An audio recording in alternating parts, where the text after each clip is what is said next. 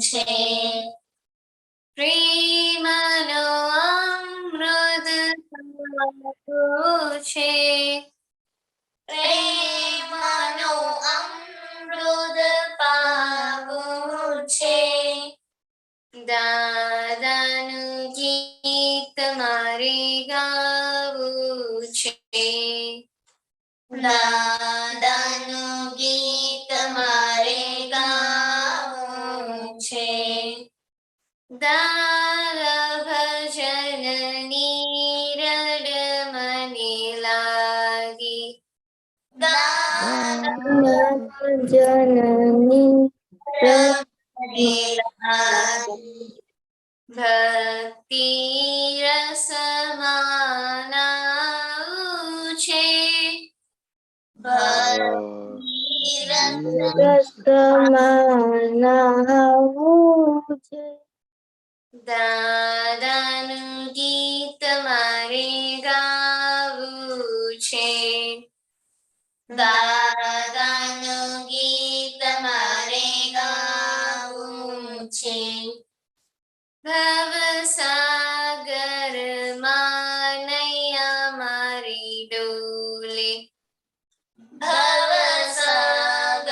ભવસાગરમાં નૈયા મારી ડોલે સામે કિનારે મારે જાવું છે સામે કિનારે મારે જાવું છે દાદાનું ગીત મારે ગાવું છે દાદાનું ગીત મારે ગાવું Okay, છે he's here. Okay. Are you coming? યુવકારો જીવન મારો યુવકારો દાદા ચરણો મારે રહેવું છે દાદા ચરણ મારે રહેવું છે દાદાનું ગીત મારે ગાવું છે દાદાનું ગીત મારે ગાવું છે દાદા તમારી આજ્ઞામાં રહીને દાદા તમારી આજ્ઞામાં રહીને જ્ઞાન અમૃત મારી પીવું છે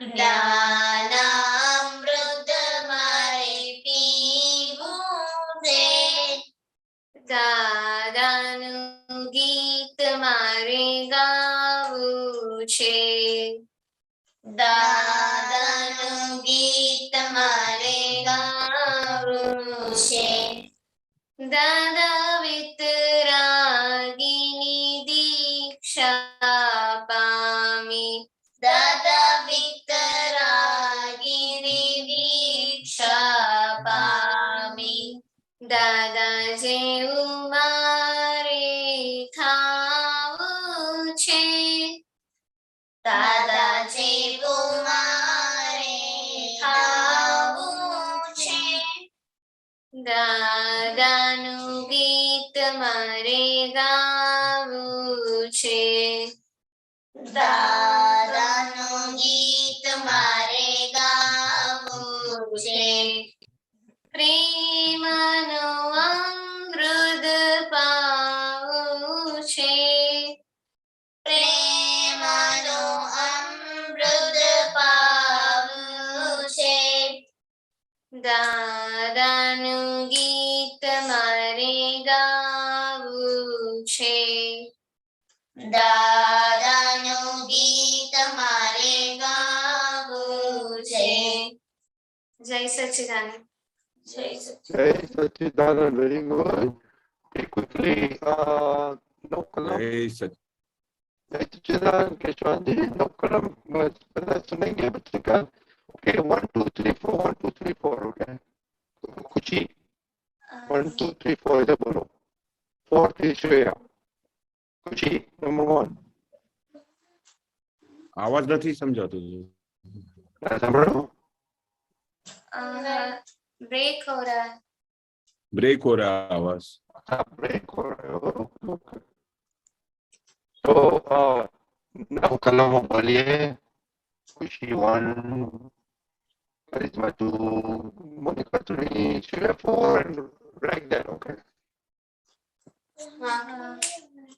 जय सच्चिदानंद. हे दादा भगवान, મને કોઈ પણ ધ્યેયધારી જીવાત્માનો કિંચિત માત્ર પણ અહમ ન દુબે ન દુબાય કે દુઆ પ્રત્યેના અનુમોદાય એવી પરમ શક્તિ આપો. મને કોઈ પણ ધ્યેયધારી જીવાત્માનો કિંચિત માત્ર પણ અહમ ન દુબે એવી શાદવાદ વાણી, શાદવાદ વર્તન અને શાદવાદ મનન કરવાની પરમ શક્તિ આપો. હે દાદા ભગવાન, મને કોઈ પણ ધર્મનો કિંચિત માત્ર પણ પરમાણ ન દુબે ન દુબાય કે દુબા કે પ્રતિના અનુદાન એવી પરમ શક્તિ આપો. મને કોઈ પણ ધર્મનો કિંચિત માત્ર પણ પરમાણ ન દુબે એવી સારવાર વાણી, સારવાર વર્તન અને સારવાર મનન કરવાની પરમ શક્તિ આપો. હે દાદા ભગવાન, મને કોઈ પણ ધ્યેયધારી ઉપદેશક, સાધુ, સાધ્વી, શાસક, અવનવાદ, અપરાધ, અવિનય ન કરવાની પરમ શક્તિ આપો.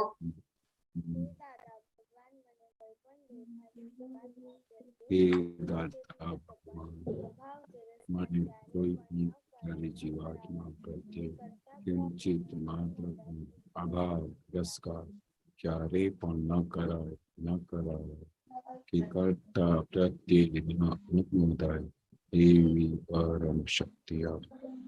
હે દાતા દાદા ભગવાન, મને કોઈ પણ દેહધારી જીવાત્માની સાથે ક્યારે પણ કઠોર ભાષા, તંતીની ભાષા ન બોલી જાય, ન બોલવાઈ જાય કે બોલવા પ્રત્યેના અનુમોદાય એવી પરમ શક્તિ આપો. કોઈ કઠોર ભાષા, તંતીની ભાષા બોલે તો મને મૃદુ રુજુ ભાષા બોલવાની પરમ શક્તિ આપો. હે દાદા ભગવાન, મને કોઈ પણ દેહધારી જીવાત્મા કે પ્રતિ સ્ત્રી, પુરુષ या नपुंसक गमे તે લિંગધારી હોય તો તેના સંબંધમાં કિંચિત માત્ર પણ વિષય વિકાર સંબંધી દોષો, ઈચ્છાઓ, ચેષ્ટાઓ या વિચાર સંબંધી દોષો ન किया जाए, न करवाया जाए કે કર્તા કે પ્રતિ ન અનુમોદાય એવી પરમ શક્તિ આપો. મને નિરંતર નિર્વિકાર રહેવાની પરમ શક્તિ આપો. હે દાદા, Shreya, loudly.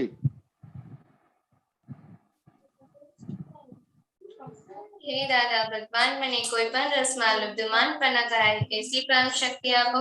મને સામરસી ખોરાક લેવાની પરમ શક્તિ આપો. Navneet Didi, Shreya, we cannot hear you. હે દાદા ભગવાન, મને કોઈ પણ દેહધારી જીવાત્માનો પ્રત્યક્ષ અગર પરોક્ષ, જીવંત અગર મૃત્યુ પામેલાનો કોઈનો કિંચિત માત્ર પણ અવર્ણવાદ, અપરાધ, અવિનય ન કરાય, ન કરાવાય કે કર્તા પ્રત્યે ન અનુમોદાય એવી પરમ શક્તિ આપો. સચ્ચિદાનંદ. Shreya, Divya. હે દાદા ભગવાન, મારો ગત કયામ ખાવાનું નિમિત્ત બનાવવાને આમ શક્તિ આપો. શક્તિ આપો. Very good. Okay. दीपक दादा, आपके साथ कौन है? जय सच्चिदानंद. सच्चिदानंद, आपके साथ कौन है? દાદા जय सच्चिदानंद. जागृति है? Correct. Very good, Jagruti. Okay. What happened to Keshav Dada? Ashok Kaka? Okay, Deepakaji, 3 मंत्र बुलाए, please. नमो वित्रागाय, नमो वीतरागाय, नमो वरिहंताणम, नमो હરિહંતાણમ, नमो सिद्धाणम, नमो सिद्धाणम, नमो आयरियाणम, नमो नम नमो वज्रायाणम नमो वज्रायणं नमो लोये सव साहुणम नमो ऐसो पंचन मुक्कारो पंचनमुखारो सवपावपणासनो पावपणासनो मंगलाणं च सवेसिं मङ्गलाणं च सवेषु परमं हवै मंगलम् हवै मङ्गलम् ओम नमो भगवते वासुदेवाय ॐ नमो भगवते वासुदेवाय ओम नमः शिवाय ॐ नमः शिवाय जय सच्चिदानंद सच्चिदानंद सच्चिदानंद जिया दीदी, आपको डेली प्रेयर आता है? यस। बोलिए। हाँ, जय सच्चिदानंद। हे दादा भगवान, आप मुझे ऐसी शक्ति प्रदान करें कि मैं अपनी हेल्थ को कभी भी कॉम्प्रोमाइज नहीं करूं, ताकि मेरा शरीर रूपी साधन मुझे मेरे ध्येय को यानी कि पढ़ाई में और सत्संग में सहायक हो। मैं पढ़ाई में बिल्कुल सिंसियर रहूंगी। मैं बुरी सोबत से कुसंग से कायम दूर रहूंगी और कुछ भी हो मेरा सत्संग कभी भी न छूटे, ऐसी परम कृपा करना। प्राप्त मन वचन काया का योग और अपनी आत्मा का उपयोग केवल परोपकार यानी कि जीव मात्र की सेवा में ही करूं, जो सबसे बड़ा मानव धर्म है। मैं हमेशा अपने स्वयं के और अन्य सभी लोगों के साथ के जीवन व्यवहार में नैतिक, शुद्ध और विश्वसनीय बनी रहूंगी, ताकि मैं बराबर दादा भगवान के जैसे परम उत्कृष्ट व्यक्तित्व का मानवी बन पाऊं। हे दादा भगवान, मैं कभी भी अपने माता पिता से अहंकार से बात नहीं करूं। कृपया इस संबंध में मुझे अनंत आंतरिक शक्तियां प्रदान करें। जय सच्चिदानंद। Very good. आप हॉस्टल में है कि घर पे आए हैं? घर पे अच्छा, कितना दिन आएगा? 12 days। Oh very good, okay. I am happy कि आप एवरी डे प्रेयर करते हैं हॉस्टल में। Yes. Very good, very good. Okay, Navneet दीदी क्या मीनाक्षी बा? जय सच्चिदानंद। हे दादा भगवान, मुझे पढ़ाई में समझने में जो बाधा या अंतराय आते हैं, जो भी ऑब्स्ट्रक्शंस आते हैं, उन सभी को तोड़ने का मैं दृढ़ निश्चय करती हूँ। आप ऐसी कृपा करें कि जिससे मेरे दर्शन ऊपर के आवरण टूट जाए और मेरी पढ़ाई सही ढंग से हो। ऐसी परम शक्ति आप हमें दे। जय सच्चिदानंद। दिव्या। हे दादा भगवान, दादा भगवान, हम आपके बच्चे, हम आपके बच्चे, एक है सच्चे, दिल है सच्चे, फिर भी है कच्चे, फिर भी है कच्चे, काम करेंगे अच्छे, काम करेंगे अच्छे अच्छे। जय सच्चिदानंद। जय सच्चिदानंद। थैंक यू दिव्या बहन। ओके, चलो अभी केशव दादा होमवर्क चल रहा है गुरु जी का। दादा, हाँ बोलो दरअसल। Oh sorry, thank you. Hindi वाला कौन है? कोई नहीं है हिंदी वाला। ओके। ओह दरअसल हिंदी आता है आपको? बोलो। हाँ, जय सच्चिदानंद। ये शुद्धात्मा दादा भगवान, आप अलग है, दर्शन अलग है।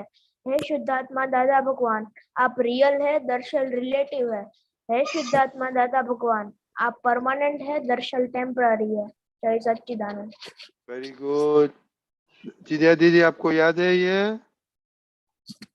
नहीं, ये क्यों? मुझे नहीं पता है। नहीं पता? क्यों? भाई ने बताया नहीं बताया? नहीं, उसने नहीं बताया। तो ये सीखने का है आपको। ओके, किताब सिबा। जय सच्चिदानंद। हे शुद्धात्मा दादा भगवान, તમે રિયલ છો, હિતાક્ષીબા રિલેટિવ છે. હે શુદ્ધાત્મા દાદા ભગવાન, તમે જુદા છો, હિતાક્ષીબા જુદા છે. હે શુદ્ધાત્મા દાદા ભગવાન, તમે પરમાનન્ટ છો, હિતાક્ષીબા ટેમ્પરરી છે. જય સચ્ચિદાનંદ. Very good. ओके चिनाई। जय सच्चिदानंद। हे शुद्धात्मा दादा भगवान तमे जुदा छो मोनिका जुदा छे हे शुद्धात्मा दादा भगवान तमे रियल छो मोनिका रिलेटिव छे हे शुद्धात्मा दादा भगवान तमे परमानेंट छो मोनिका टेम्पररी छे जय सच्चिदानंद। जय सच्चिदानंद। दक्ष आपको ये आता है? हाँ। ओके बोलिए। हे शुद्धात्मा दादा भगवान आप अलग हो, दक्ष अलग है। हे शुद्धात्मा दादा भगवान आप अलग हो, आप रियल हो, दक्ष रिलेटिव है। हे दादा भगवान आप परमानेंट है, दक्ष टेम्पररी है। Very good. और आपने क्या सीखा? दूसरा कौन से प्रेयर सीखा आपने? मैंने पढ़ाई वाली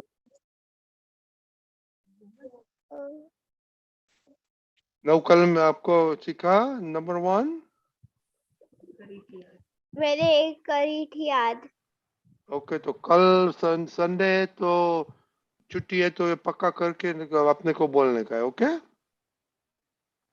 ओके। जय सच्चिदानंद। अपने केशव दादा अभी गुरु जी का होमवर्क चल रहा है तो देखिएगा क्या आता है। ओके हिताक्षी बा। हाँ, जय सच्चिदानंद। आज मैंने गुरु मम्मी को हाँ बोला, पर एक बार मैंने गुरु मम्मी को मना किया था क्योंकि जब मैं स्कूल से आए थे, आज हमारा लास्ट पेपर था, तो मम्मी ने बोला कि तू ना पूरे घर में पोछा लगा के दे मेरे को। तो मैंने मम्मी को मना किया कि मम्मी अभी तो एग्जाम खत्म है तो रहने दे, कल पोछा लगा दूंगी। और गुरु पापा को मैंने मना नहीं किया, हाँ ही बोला है। तो ये कितना टाइम लगता है मम्मी का रिक्वेस्ट? हाँ, मम्मी को रिक्वेस्ट की कितना टाइम लगता है रिक्वेस्ट का पूरी करने में? मैंने मम्मी को बोला कि कल लगा दूंगी पोछा। तो कितना टाइम लगता है? कभी कभार थोड़ी देर, कभी एक दिन। तो कितना दिन लगता है? कितना टाइम लगता है? कभी कभार थोड़ी देर ही लगती है। तो आप तो देखो एग्जाम में तो यू मस्ट बी प्रिपेयर, तो कुछ प्रिपेयर ही नहीं करना मांगता है ना एग्जाम के दिन। हाँ? ये एक्सक्यूज नहीं चलेगा। ये अच्छा बात केशव दादा बात करेगा। ओके मम्मी के बाद दादागिरी कैसे कर सकता है गुरु मम्मी के? ओके चिनाई। हाँ जय सच्चिदानंद। मैंने आज गुरु मम्मी को हाँ बोली थी, तो 2 टाइम्स हाँ बोला था और एक बार मुझे अंदर से अभाव थोड़ा मना आ गया। जब मम्मी ने बर्तन धोने के लिए कहा तो जो बॉटल थी उसकी टैप नहीं खुल रही थी, तो मुझे थोड़ा गुस्सा आ गया उस वक्त। आपने काम ने किया ना, आपने काम तो किया ना। हाँ मैंने किया, बट वो जब बॉटल खुल नहीं रहा तो मम्मी के पास जाके मैंने थोड़ी तंती वाणी बोल दी इसलिए। तो और गुरु पापा आज गुरु पापा को एक बार मैंने थोड़ा डिस्टर्ब किया था नींद के समय, इसलिए। आपको अभी घर छोड़ना मांगता है, वो अनुज के अनुज के घर जाना मांगता है आपको। नहीं वो करिश्मा ने जिद पकड़ी तो वो चिल्ला रही थी और मैं भी चिल्ला रही थी, इसलिए पापा की नींद खुल गई। तो पापा के साथ बात कर, आपको कुछ बोलने का ही नहीं। हाँ हाँ तो पापा के साथ इंटरेक्शन कल हुआ था ना, पापा मम्मा इंटरेक्शन, पापा करिश्मा को, आपको तो वो कुछ बोलने का ही नहीं, तो देखने का रहता है। मना किया था इसलिए। तो भी क्या हो गया? ओके करिश्मा। हाँ जय सच्चिदानंद। आज मैंने मोनिका दीदी को ना बोला था और मोनिका दीदी कौन है? मोनिका दीदी कौन है? गुरु मोनिका दीदी। क्यों ना बोला? आप भी दादागिरी करते हैं हताक्षी के बाद जैसा? नहीं। खुशी। हाँ जय सच्चिदानंद। आज मैंने गुरु मम्मी को 2 बार ना बोली थी और गुरु पापा को एक बार ना बोला था, गुरु दीदी को मैंने 2 बार हाँ बोला और 1 बार हाँ ना बोला था। क्या मम्मी को, गुरु मम्मी को ना क्यों बोला था आपने? गुरु मम्मी जब काम कर रही थी तो मुझसे हेल्प मांगी थी, तो मैंने थोड़ी हेल्प की और मम्मी ने कहा थोड़ा और करा दो, तो मैंने ना बोल दिया। क्यों? मुझे आप लोग सोना देखो, सब अनुज के जरूर चला जाओ, ओके? आपको पापा को बोला कि दादा ने बोला आप सब अनुज के घर जाने का है हमको। श्रेया दीदी, हाँ जय सच्चिदानंद। आज मैंने गुरु मम्मी को 3 बार हाँ बोली और 1 बार मैंने ना बोल दिया था, क्योंकि मैं 1 बार मैंने मम्मी ने कपड़े सुखाने में मदद मांगी थी, मैंने कर लिया था, पर जो दूसरी बार मांगी थी तब मैंने ना बोला था कि मैं नहीं करूंगी, क्यों? अभी मैं थोड़ी देर के बाद करूंगी, ऐसे बोला था। ना वो ना नहीं बोलता है, मम्मी ने एग्री किया तो ठीक है। नहीं, मम्मी ने एग्री नहीं किया। हाँ तो बहुत बहुत बहुत गलत है। सब लोगों ने सुपर ब्रेन योगा किया पापा गुरु के सामने? नहीं नहीं नहीं नहीं। दरअसल हाँ जय सच्चिदानंद। आज मैंने गुरु मम्मी को 2 बार हाँ बोला था और गुरु पापा को मैंने 3 बार हाँ बोला था। अव्यय, वेरी गुड। हाँ जय सच्चिदानंद। आज मैंने मम्मी को 6 बार हाँ बोला था और ना नहीं बोला था। Very good. ओके दक्ष, नवनीत दीदी, नवनीत दीदी सुनाई देता है? कभी भी ब्रेक होता है क्या? नहीं। ओके दक्ष बोलो। आवाज क्लियर आ मम्मी को अभी नहीं आता है, ब्रेक होता है मेरा वॉइस? दादा वो मैं टॉयलेट चले गई, वो मेरी दीदी आई थी तो मैं देखने चले गया था।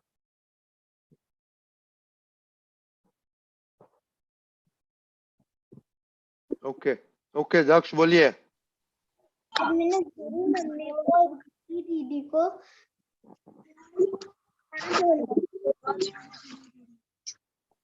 ओके नवनीत दीदी। मैंने आज किसी को भी ना नहीं बोला था। ओके मैंने आज दर्शना, अपनी गुरु मासी, गुरु मम्मी और गुरु नानी। दर्शना। आज जय सच्चिदानंद। आज मैंने गुरु पापा को हाँ कहा था और मैंने आज गुरु मम्मी को ना कहा था 2 बार और गुरु छोटे भाई को हाँ ही कहा था। ओके और खुशहाल है उधर?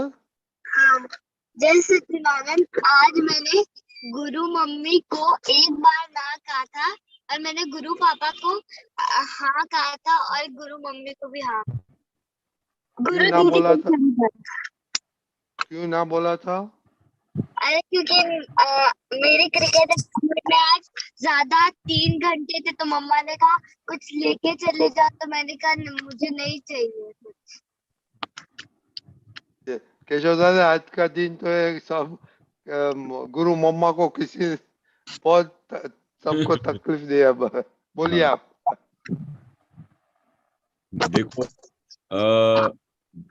सबसे इम्पोर्टेंट चीज क्या है कि जब हम किसी को गुरु मानते हैं, हमने गुरु माना तो मतलब बहुत बड़ी पदवी दे दी, और गुरु को जब हम गुरु बनाते हैं, उनको जब इतनी बड़ी उनको रिस्पेक्ट देते हैं, तो हमको उनका बहुत विनय करना चाहिए। और अगर हम विनय नहीं करेंगे तो हमने गुरु बनाया नहीं है।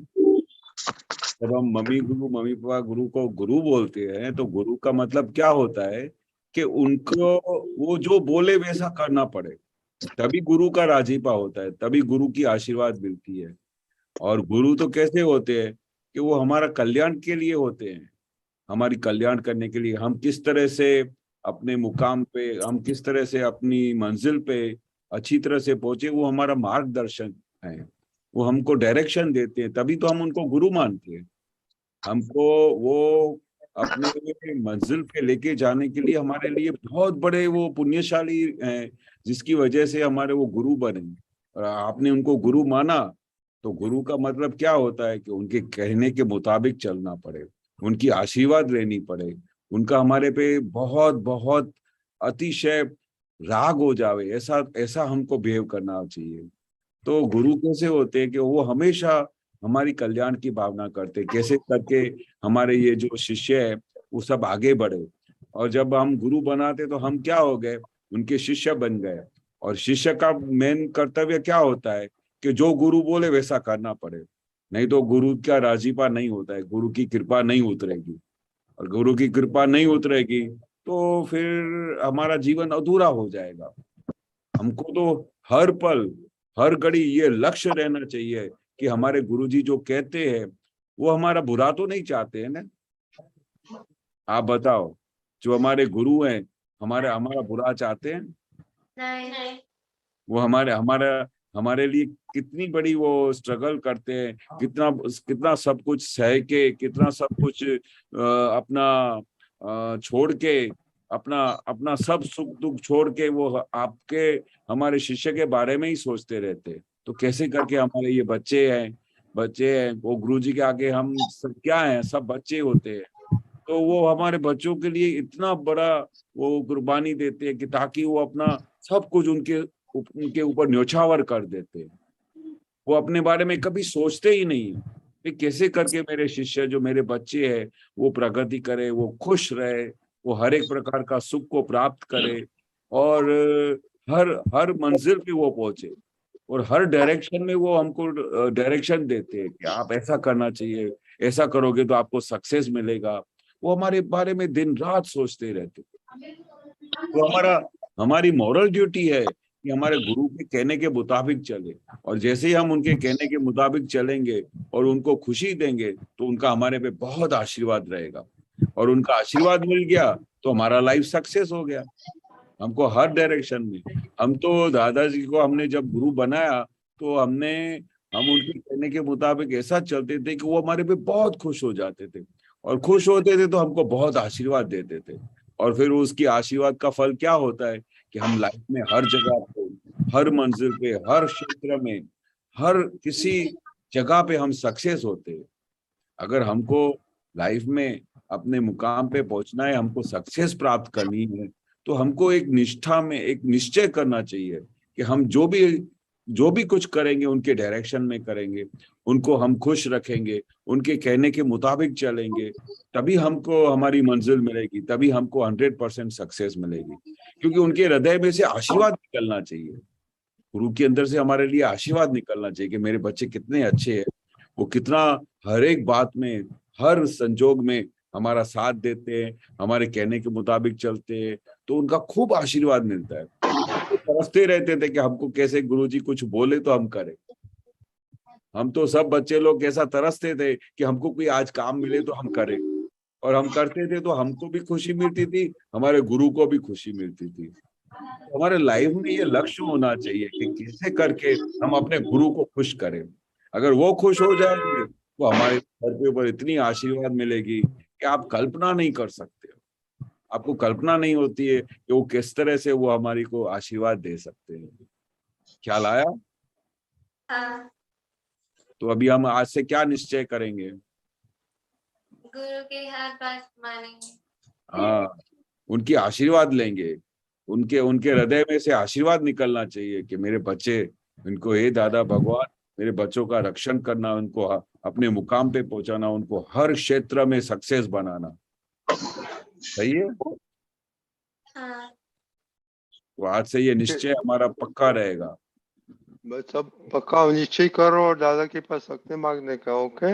और खुशी, आपने आज स्टडी कुछ किया था? हाँ किया था। आपको गुरु दीदी के साथ कंसल्ट करके सब स्टडी किया? नहीं, क्यों? मैंने आज होमवर्क किया था, फिर मैथ्स किया था। आपने एक्स्ट्रा स्टडी किया था? हाँ मैथ्स का किया था। हाँ, तो वो अभी प्लीज केशव दादा ने क्या बोला? गुरु की हर बात मानने की। और बाद में सर कंसल्ट करने का कि अभी मेरा एक्स्ट्रा टाइम सब होमवर्क बन गया हो गया है, अभी एक्स्ट्रा करने का है, तो मैं क्या करूं। बाद में रिस्पॉन्सिबिलिटी उनकी होती है, यू नो। ओके। ओके, कितने दफा बताया आपने कि जो गुरु बोलते हैं तो रिस्पॉन्सिबिलिटी गुरु जी की होती है। मम्मी बोलता है कुछ करो तो करने का, आपका काम इतना इम्पोर्टेंट नहीं हो सकता है। और इताक्षी बा, हाँ आप इतना अच्छा स्टूडेंट है, आप सब तैयार है, तो ये एक्सक्यूज क्यों निकालते हैं कि मेरे को मम्मी मैं एग्जाम है तो नहीं करूंगी।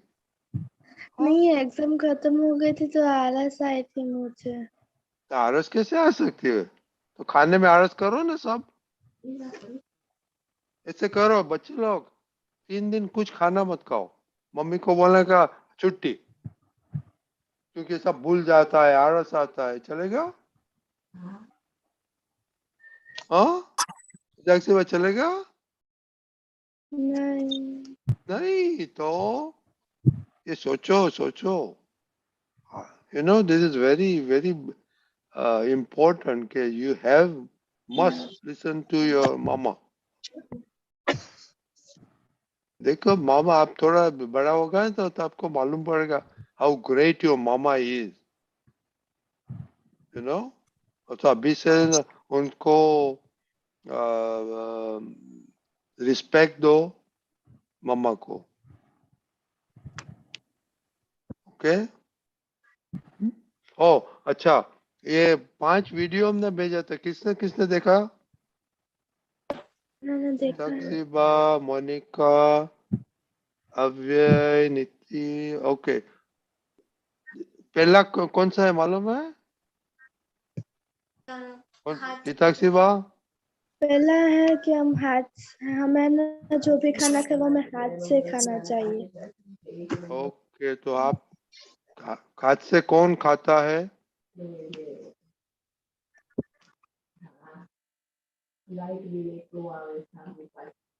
ओके, अव्यय आप हाथ से नहीं खाते, क्यों।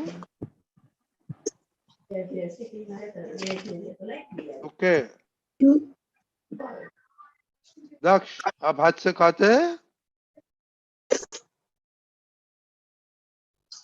ओके ओके, सब खाते हैं, अव्यय नहीं खाते हैं ना।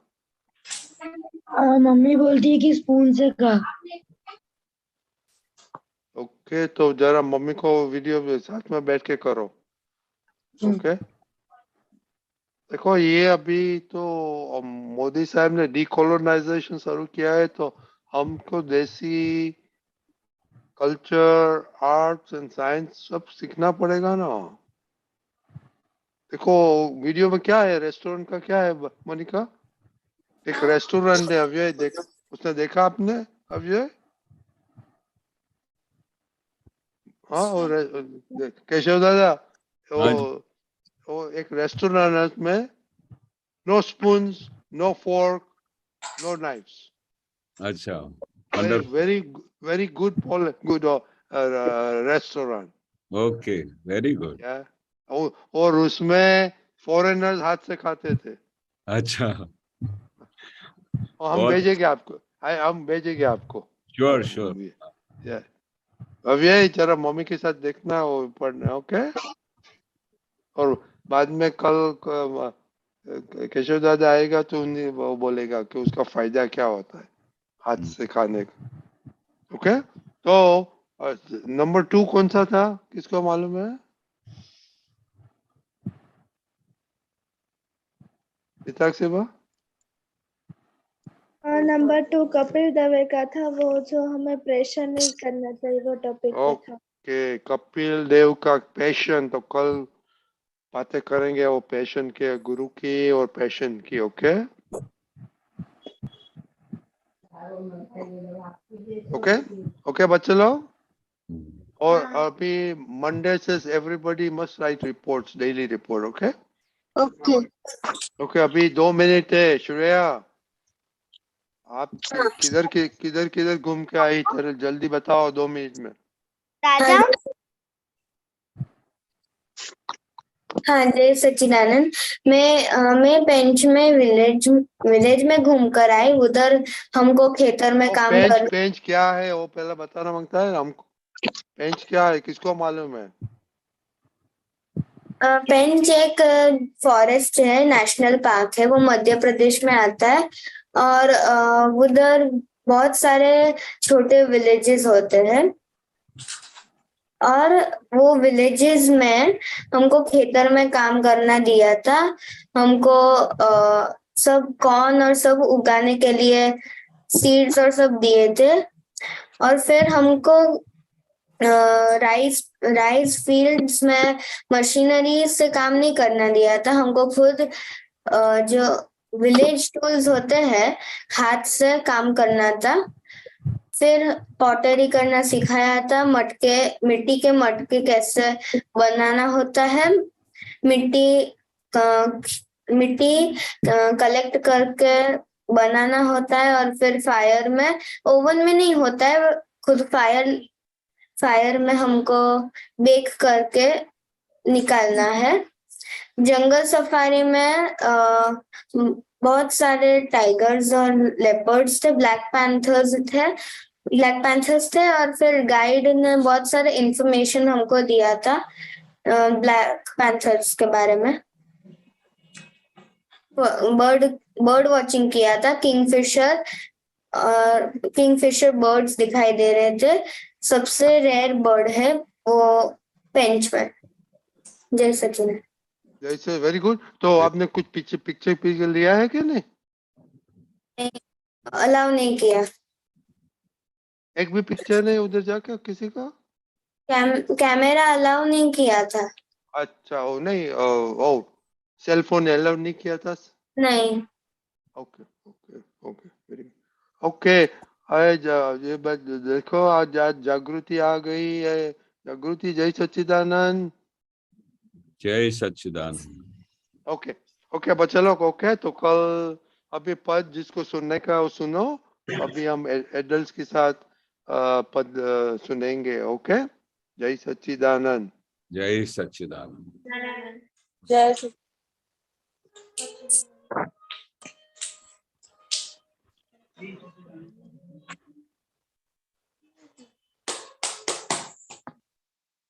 ओके आज टर्न है वैशाली मासी का।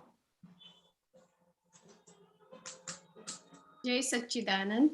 ओके जय सच्चिदानंद। ओके वैशाली मास ओके अक्षय दीपिका ने हुए ओके आई सी यू। कशाई वाणी ने वर्तन मोटी हिंसा जगत चलावे छे मननी हिंसा अहंकारी बंधई जाए करीने हिंसा संसार स्वभावे नबड़ाई थी पीसा क्रोध मान माया लोभी बंधायो आत्मा भाव दया जात निखा स्वयायत आत्मा निर्बलता ने क्षीण करवा पाड़ अहिंसा महाबलवान छे भाव अहिंसा कशाय वाणी ने वर्तन मोटी हिंसा जगत चलावे छे मननी हिंसा जीवात्मा परमात्मा छे कोने देशो दुख हिंसक सामे अहिंसक ने मिले महासुख प्रकृतिए भगवत गुणों खिलवे अहिंसा महाव्रते मुख्यत्वे छे प्रथम अहिंसा कषाय वाणी ने वर्तन मोटी हिंसा जगत चलावे छे मननी हिंसा मनथी कोईने मारे नहीं ए छे शूरवीर निरंतर जागृत आत्मा पोते महावीर ब्रह्मचर्य पाड़े तेने वर्ते अहिंसा શાસન દેવો રક્ષે છે જ્યાં ભાડે અહિંસા કશાઈ વાણીને વર્તન મોટી હિંસા જગત ચલાવે છે મનની હિંસા. જય સચ્ચિદાનંદ. જય સચ્ચિદાનંદ. જય સચ્ચિદાનંદ. વૈશાલીબેન, આપ જણાવો, આપે કેમ આ પદ સિલેક્ટ કર્યું ને આપને આ પદમાંથી શું સમજ મળી? આ પદમાં એક લાઈન છે તે મને બહુ ગમે છે કે જીવાત્મામાં પરમાત્મા છે, દેન કોને દેશો દુઃખ. એન્ડ બાકીનું બધું મને ડિટેલમાં સમજણ નથી પડતી, પણ એ એક લાઈન સમજણ પડે છે કે એવરી હ્યુમન બીઈંગમાં જો પરમાત્મા છે તો પછી why would I hurt anybody. એટલે જે પ્રાપ્ત મન વચન કાયાથી કોઈને દુઃખ ન હો, એ મને અહીંયા ખરેખર સમજાય છે કે this is the simplest way to explain it. સાચી હિંસા કઈ ને અહિંસા કઈ તે કેશવાનંદજી સમજાવશો? હા, કઈ જગ્યા છે? અહિંસાની જે વાત કરી છે ને અહીંયા, એ કઈ અહિંસા અને હિંસાની વાત કરે છે? હા, આપણે હિંસા તો ઘણી બધી જાતની થતી હોય છે. આપણે કોઈને મારીએ તો હિંસા કહેવાય, રાઈટ? બરોબર. તો એની સામે આપણે અહિંસક થવું, એટલે અહિંસક થઈએ તો આપણે બધું મહાસુખ મળે. કારણ કે કોઈ પણ સામે મારવા આવે, કોઈ પણ આપણે કશાય કરે, બધું કરે, પણ એની સામે આપણે બિલકુલ કશાય ના કરીએ તો અહિંસક પદમાં આવી ગયા. અને અહિંસક પદમાં આવવું એટલે એ મહાવ્રત છે. એટલે કહ્યું ને કે આ બહુ મોટામાં મોટો પ્રથમ મહાવ્રત છે કે ભાઈ અહિંસામાં રહેવું. અને અહિંસા ઘણી બધી જગ્યાએ થાય છે. હિંસા આપણાથી કેટલી બધી થઈ જાય છે. કોઈને આપણે ક્રોધ કરીએ તો કેટલી બધી જીવાત મરી જાય, તો એ પણ હિંસા કહેવાય. પાર વગરની જીવાત મરી જાય, પછી એના માટે કેટલું બધું મહાદુઃખ ઊભું થાય. એટલે હિંસાની સામે અહિંસક થવું એટલે એની સામે બહુ, એટલે આત્માનું અનંત સુખ પછી પ્રગટ થતું જાય. એટલે it's a part of one step, like going towards the ultimate happiness. બરોબર ને? તો આપણી પાસે આપણી જે નબળાઈઓ છે, એને નબળાઈઓને ક્ષીણ કરવા પાળ અહિંસા. આપણી બધી નબળાઈઓ પણ જતી રહે. નબળાઈઓની લીધે જ બધી હિંસા ઊભી થાય છે. અને મહાબળવાન છે ભાવ અહિંસા. તમારે ભાવમાં અહિંસા હોય ને તો આજુબાજુ સંજોગ એવા મળે અને તમે મહાબળવાન. કેટલી બધી જગ્યાએ ક્રોધ માયા લોભ બંધાયો આત્મા. આપણો આત્મા ક્યાંથી બંધાઈ ગયો છે? આ બધા ક્રોધમાન માયા લીધે. केशवानंद जी, आज हिंदी में है, मेरी गलती हो गई. आज अपना सत्संग हिंदी में. ओके. वैशाली बेन गुजराती में बात करी सको, पण आज हिंदी में है. Okay, sorry. हाँ, तो वो क्या कहना चाहते हैं कि भाई हर एक प्रकार से हम हिंसा में से बाहर निकल के जब अहिंसक बनेंगे तब उसमें से हम महाबलवान बन सकते हैं. हिंसा में से अहिंसक बनेंगे तो हमको महासुख प्राप्त हो सकता है. जो भगवत गुणों है, जो भगवान के गुण है, वो भी अहिंसा से ही प्रकट होते हैं. तो इस महाव्रत को इसलिए इम्पोर्टेंस दिया गया कि जैसे आपने बोला ना कि मन थी कोई मारे नहीं, ए छे शूरवीर. अभी मन से जो मारता है, मन से हम कितने लोगों को मार देते हैं. मन से भाई ये बुरा आदमी है, ये चोर है, उसके लिए कितना हम ऊंधा बोल देते हैं. कोई भी व्यक्ति के जरा भी कोई भी उसका अवगुण दिखाई दिया तो उनके ऊपर अटैक करते हैं. तो जो मन से भी किसी को भी नहीं हुआ, बाहर से तो हम कितनी हिंसा करते हैं, पर जो मन से भी किसी की हिंसा नहीं करता है वो शूरवीर बनता है. तो ये दादाजी क्या बोलते थे कि ये शूरवीरों का मार्ग है, क्षत्रियों का मार्ग है. जो मोक्ष जाने वाले जीव होते हैं ना, वो क्षत्रिय होते हैं, वो शूरवीर होते हैं. वो इस तरह से छोटी छोटी बातों में हार नहीं खाते, मार नहीं खाते हैं. बरोबर?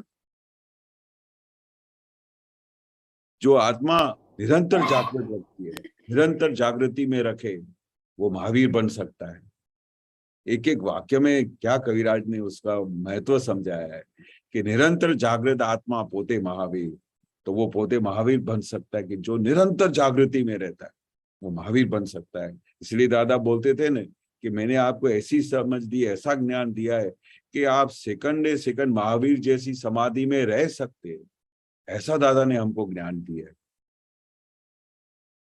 और सबसे बड़े में बड़ा एंड में जो बोला कि ब्रह्मचर्य पाड़े तेने वर्ते अहिंसा, जो ब्रह्मचर्य पालन करता है उसको हमेशा निरंतर वो अहिंसा में रहता है, क्योंकि उसमें भी बहुत सारे जीवात का मरण होता है। तो जो ब्रह्मचर्य पालन करता है तो दादा क्या बोलते हैं कि उनके लिए तो शासन देवी देवता रक्षण करते हैं, उनका पूरे चारों तरफ से उनका रक्षण करते हैं। ये दादा ने बोलते थे कि ये बहुत बड़ा व्रत है, जो अगर अपने को ज्ञान में आगे बढ़ना है और अपने को आत्मा की तरफ बहुत प्रगति करनी है, अपने को ठेठ केवल ज्ञान तक पहुंचने का है, तो इस चीज से बहुत ज्यादा प्रोग्रेस मिलती है, ब्रह्मचर्य से बहुत ज्यादा प्रोग्रेस मिलती है। तो इसलिए एंड में कविराज ने ये बहुत अच्छा लिखा कि ब्रह्मचर्य पाड़े तेने वर्ते अहिंसा, शासन देवो रक्षे से जहाँ भाड़े अहिंसा। जो अहिंसा पालन करता है उनका शासन देवी देवताओं रक्षण करते हैं। सही है? लेकिन પેલી બચ્ચેની લાઈનમાં છે ને કે ભાવ દયા જાતની ખાસ સ્વાયત આત્મા, એટલે શું? હા, રાઈટ.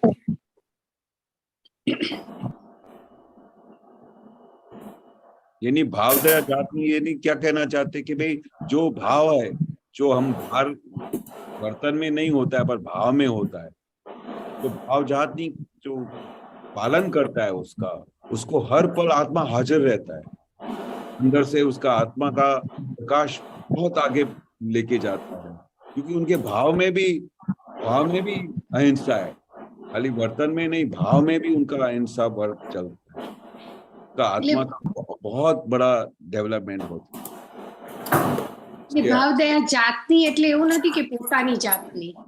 हाँ, जातनी यानी खुद के ऊपर आत्मा की बात करते हैं, स्वायत यानी स्व आत्मा की बात करते हैं, खुद के स्वात्मा की।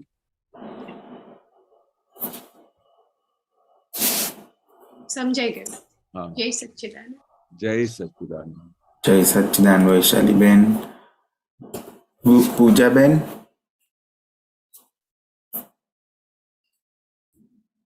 पूजा बेन आज है, उनको कुछ बताना है ये पद के बारे में.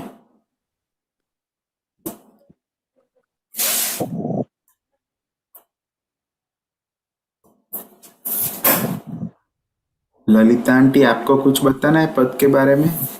No, not about the pad. I have another question. Okay, तो क्वेश्चन से शुरू करते हैं. बताइए. जय सच्चिदानंद वैशाली बेन. जय सच्चिदानंद. केशवानंद जी, मेरा क्वेश्चन ये है कि दादा ने कहा है कि दृष्टा भाव प्रज्ञा का हिस्सा में है, हाँ, और साक्षी भाव अहंकार के हिस्सा में. हाँ. So can you just elaborate, and how do I know which part is what, which part is, or is it only for Mahatmas or non-Mahatmas? How can we tell the difference? हाँ, फिर से बताइए, first sentence क्या बोला आपने? दृष्टा भाव. दृष्टा भाव, हाँ, आत्मा प्रज्ञा का हिस्सा हाँ, है. हाँ. दृष्टा भाव यानी क्या है कि ऑल द टाइम जो आपका ज्ञाता दृष्टा का स्वभाव है वो आत्मा का स्वभाव, तो वो सिर्फ आत्मा के प्राप्त होने के बाद, जैसे आपने बताया ना कि जिसको आत्मा का ज्ञान प्राप्त होता है तब से वो दृष्टा भाव शुरू होता है, बाकी उससे पहले तो दृष्टा भाव तो है ही नहीं, उसको पता भी नहीं है दृष्टा भाव क्या है। ज्ञान प्राप्त होने के बाद ही ज्ञाता दृष्टा का भाव शुरू होता है, तो पता चलता है कि भाई ये ज्ञेय है और ये ज्ञाता है, ये दृश्य है, ये इसका दृष्टा है, तो वो ज्ञान होने के बाद ही प्राप्त हो सकता है। ओके, हाँ। एंड साक्षी भाव, साक्षी भाव भाई वो अहंकार का हिस्सा में है। हाँ, तो अहंकार में क्या होता है कि मैं हूँ, हर जगह को साक्षात वो अपने आप को प्रेजेंट करता है कि हर जगह पे मैं हूँ, तो वो उसका साक्षी भाव होता है कि कहीं भी जगह पे जहाँ भी वो जाएगा, चाहे ऑफिस जाएगा, चाहे घर में रहेगा, किधर भी रहेगा, उसका वो साक्षी भाव हाजिर हो जाएगा। पर वो ज्ञान मिलने के बाद वो साक्षी भाव खलास हो जाता है, दादा अहंकार निकाल देते हो। अहंकार Okay. वो पूरा उसका नाश हो जाता है और खुद के आत्म स्वभाव के स्वस्वरूप में आ जाता है, तब उसके सामने वो सब साक्षी भाव खलास होता है। तो अहंकार वो ज्ञान मिलने के बाद ही उनका अहंकार चला जाता है, तो साक्षी भाव भी खलास हो जाता है। So now we are in Drashta Bhav. हाँ, सबसे बड़ा अभी हम दृष्टा भाव में हैं। Okay. अहंकार चला गया, हमारा अहंकार Uh-huh. खलास हो गया। Uh-huh. हाँ, अभी हम खुद के स्वभाव में आ गए। Thank you. I wanted you to clarify that. Thank you. Jai Satchidanand. जय सच्चिदानंद। जय सच्चिदानंद। जय सच्चिदानंद डॉक्टर कश्यप जी। सबको जय सच्चिदानंद। अक्षय जी जय- जय सच्चिदानंद। जय सच्चिदानंद। केशवानंद जी जय सच्चिदानंद। जय सच्चिदानंद। जय शेयर करने का ऑप्शन दीजिए। ओके, दे दिया। ठीक।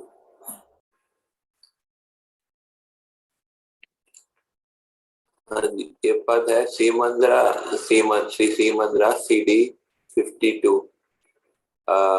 इसमें ये पूछना है, स्वधर्म मर्मादेशी यानम द्विचक्षु दृष्टि दर्शन दर्शनानम स्वार्थम रमणम स्थिरी तरनम अनंत भेदे तारन तरन।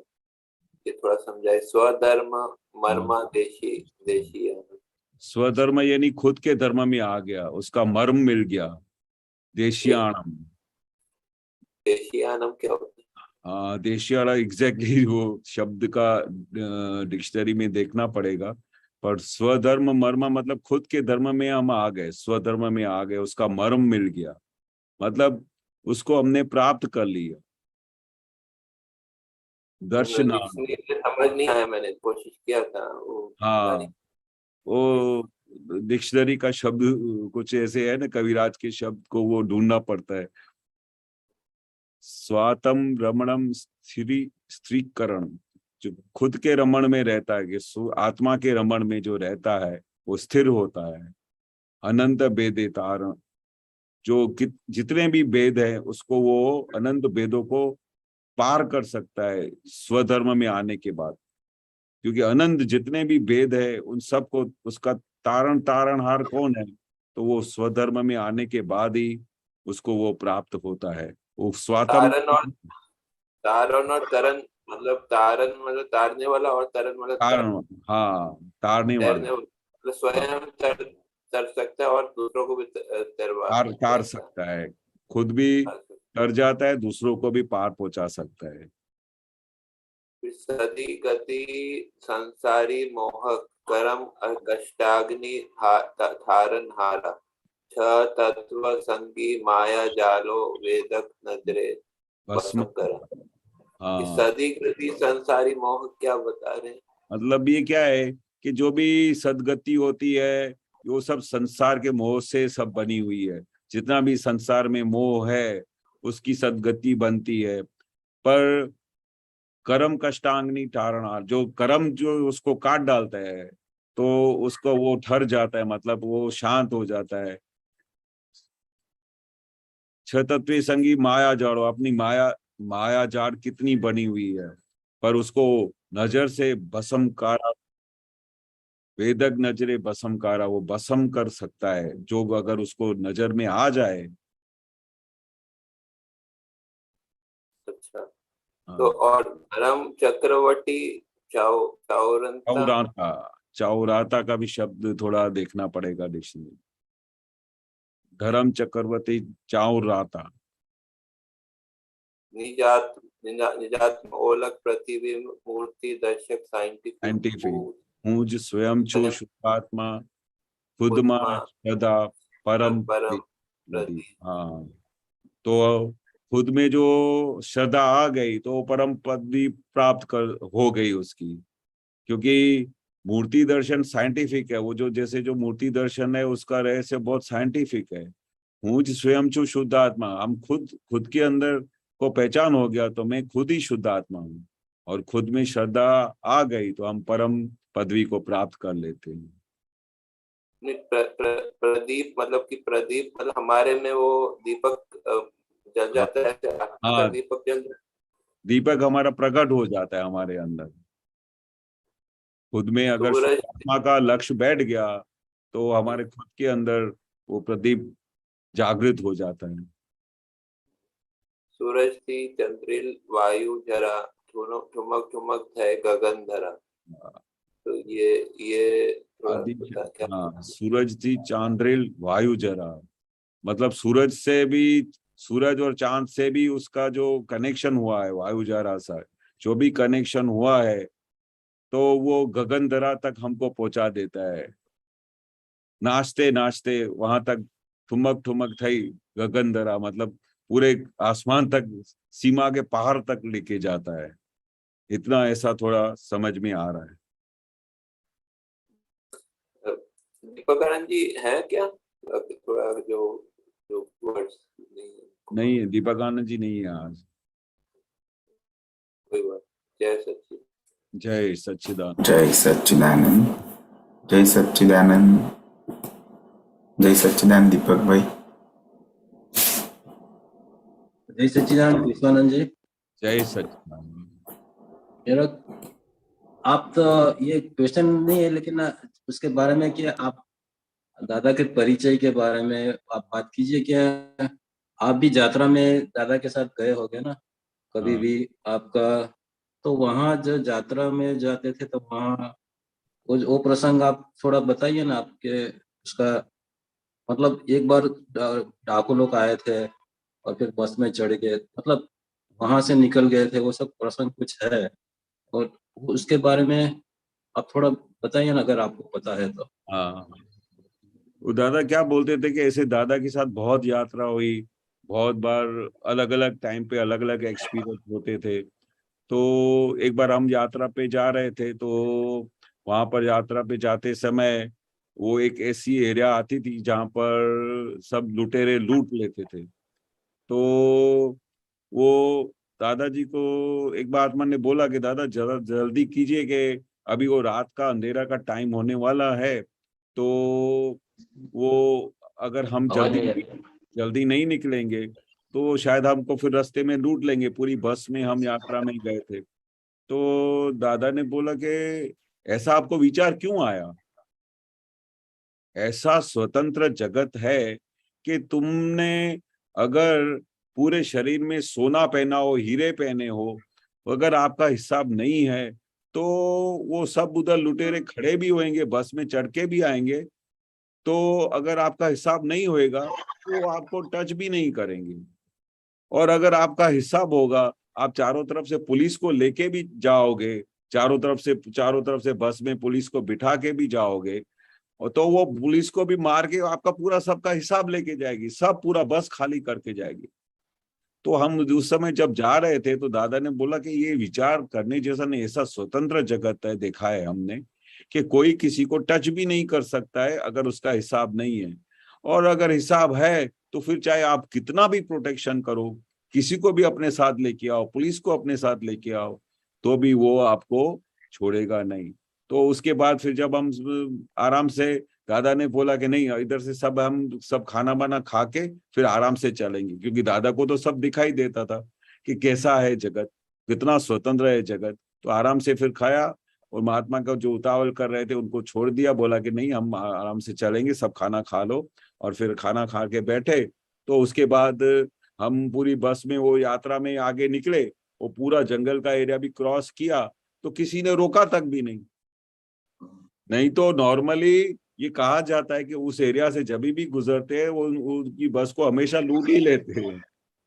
तो दादा ने बोला जब तक किसी का हिसाब नहीं है, और महात्माओं को तो वैसे भी उनका हिसाब इतना भारी नहीं होता है, तो क्या हुआ कि उसको बस में किसी दर भी वो आज तक नहीं आई और वो पूरा जंगल की एरिया हमने क्रॉस कर लिया। मतलब आप भी थे वहाँ बस में? हाँ। अच्छा। और कोई आप और बोलो। बहुत ऐसे तो कितने बना हुआ है कि, और दूसरी एक बात दूसरी भी बताऊं कि वो ज्ञानी पुरुष का इतना बड़ा ऐश्वर्य होता है और इतना बड़ा उनका रक्षण होता है, तो सामने से देवी देवता जहां भी ज्ञानी पुरुष और महात्मा जाते हैं ना, तो इस नेचुरल कि हमने दादा से नहीं तो 50 बार यात्रा में गए होंगे, पर मुझे कोई भी ऐसी एक यात्रा याद नहीं है कि दादाजी के साथ हम गए हो तो कोई भी ऐसा बहुत भारी बनाव बना हो। मतलब बनने वाला होगा भी तो भी वो सहज हो जाता था, वो एकदम इजी हो जाता था। इतना बड़ा महात्माओं का और ज्ञानी पुरुष का इतना बड़ा प्रताप है कि वहां पर ऑल द टाइम हर एक जगह पे उनका रक्षण होता रहता है। और नटू काका के साथ आपका परिचय था कोई? नटू काका, नटू घर में तो नटू भाई के घर में तो हम सब बड़े हुए, ऐसा समझो।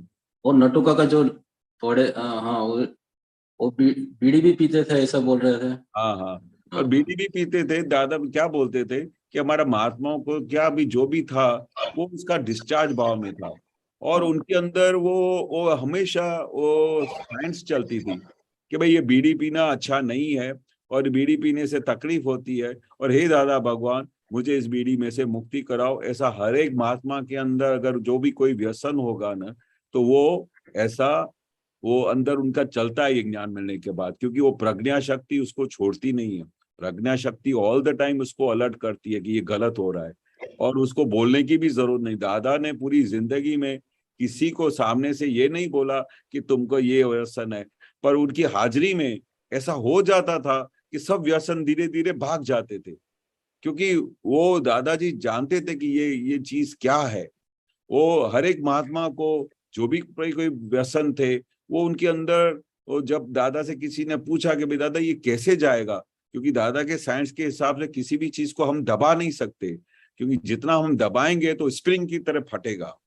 तो दादा ने बोला कि ये इसको विचारशील से, समझ से उसको हर एक चीज को वो त्याग, मतलब कैसा, ऐसा नहीं कि मैंने आज से छोड़ा तो वो ऐसा वो 100 टाइम फोर्स से वापस आएगा, वो स्प्रिंग की तरह फटेगा, पर उसको समझ से कि ये चीज व्यसन बहुत अच्छा नहीं होता है, इससे व्यसन करने से शरीर की हानि होती है, और फिर आध्यात्मिक का डेवलपमेंट भी खराब होता है, और हर एक प्रकार से इसका नुकसान ही नुकसान है।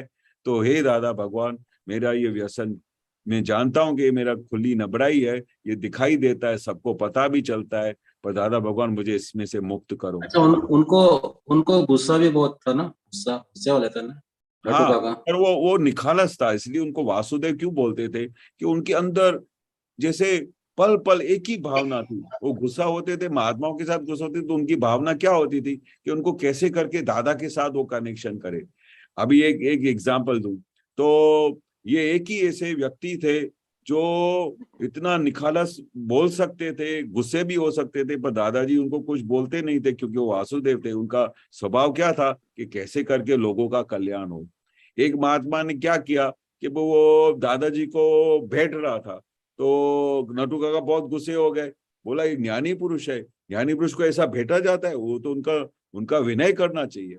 वो प्यार से, वो कितने लोगों को क्या होता है कि भाई वो जब भी वो किसी के साथ बात करते हैं तो वो हम आपस में कैसे एक दूसरे को हग करते हैं, उसको भेंट जाते हैं, तो वो एक नॉर्मल टेंडेंसी। भाई उनको ये नहीं पता चला कि ज्ञानी पुरुष क्या होते हैं।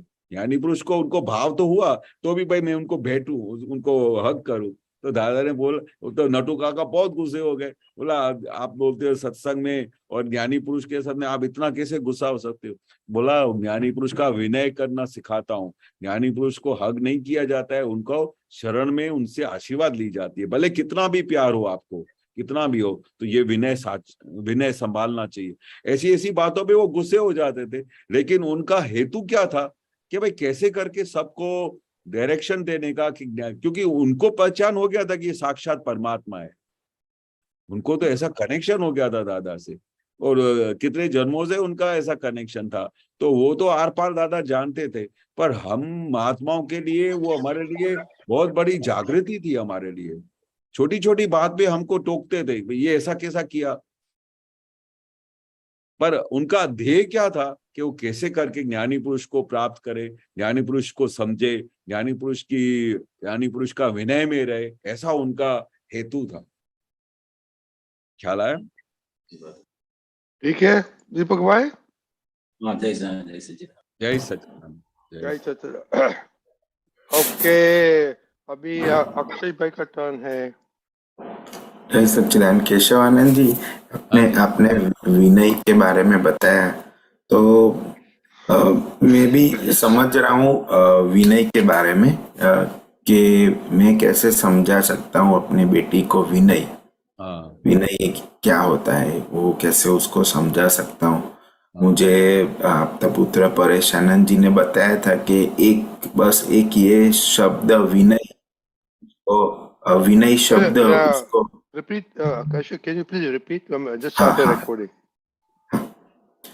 तो केशवानंद जी, आपका पुत्र परेशानंद जी ने मुझे बताया था कि उसको एक शब्द विनय उसको अलग अलग रीत से समझाना।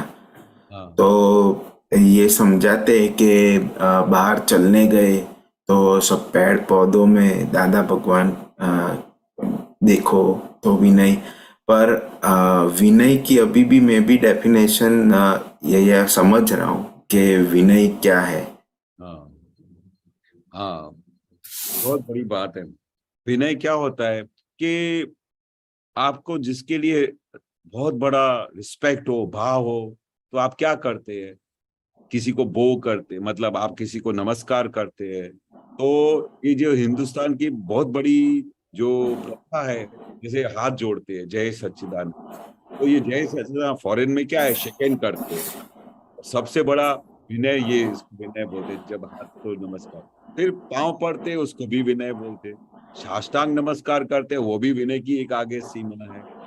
अच्छा, इससे भी बड़ी बात, विनय को क्या बोलते हैं कि जैसे हम दादा भगवान हमको कुछ ऐसा डायरेक्शन दे, तो दादा बोले ये चीज करने जैसी नहीं है, तो हमारा मन बोले कि नहीं ये तो मन बुमा बुम करे कि दादा ये आप क्या बोलते हो। पर अगर हम दादा के कहने के मुताबिक चले, कि आज्ञा में चले, तो ये भी बहुत बड़ा विनय है।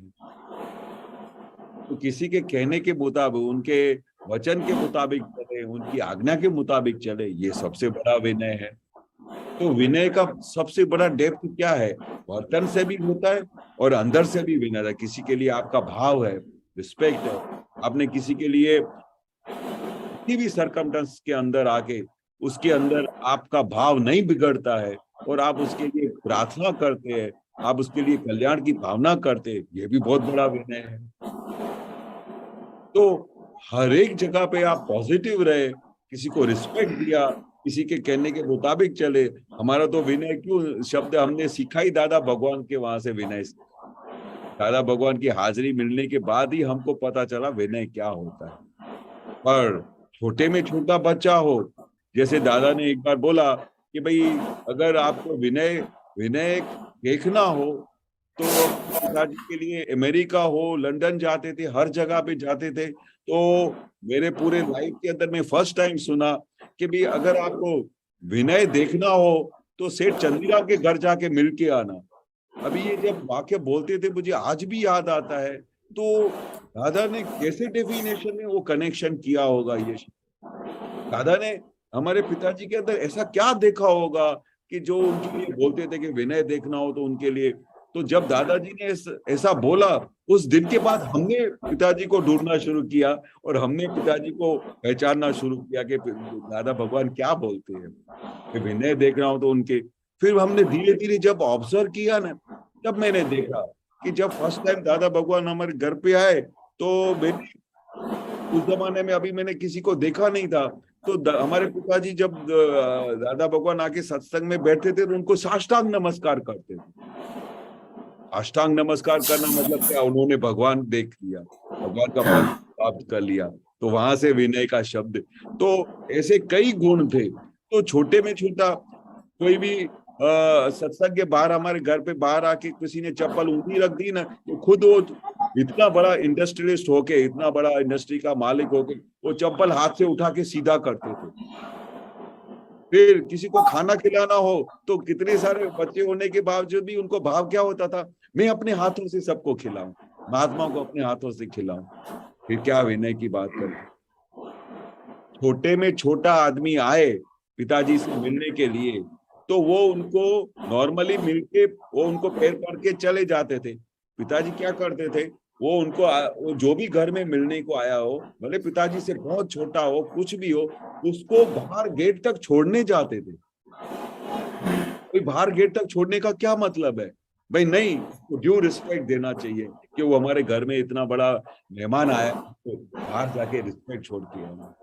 फिर वो जब भी आप तो पुत्र जब पिताजी के से मिलने को आते थे, when he was about 94 years old, तो सब आपदा पुत्रों को, अभी आपदा पुत्र तो हम उस जमाने में छोटे थे, बच्चे जैसे थे, तो उनको हाथ पकड़ के बोलते थे मेरे सर पे हाथ रखो और मुझे आशीर्वाद दो।